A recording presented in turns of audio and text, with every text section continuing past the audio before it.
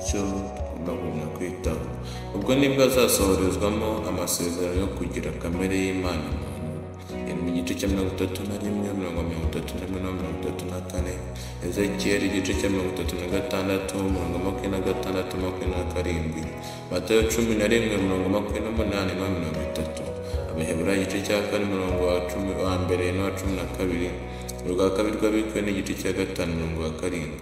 Ubwo nibwo uwo muntu yinjira mu buruhukiro bw'umutima yateguriwe, kuko aba amaze kwezwamo kamere mbi yamuganishaga ku byaha.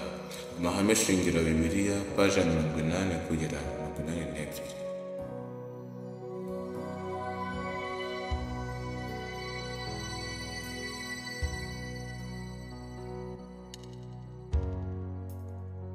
Kuvuganira umuntu kwa Kristo mu buturo bwo mu ijuru ni ingenzi mu nama y'agakiza.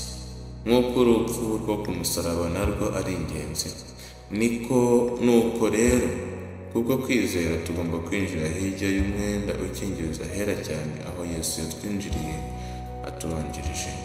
Yesu yakinguye urugi rujya ku ntebe ya Se. Kubwo kuduhuza nawe, abafite ubushake bose bwo kuza kuri we bizeye bazerekanwa imbere y'Imana. Amagambo ari mu ntambaro ikomeye, paje ya 489.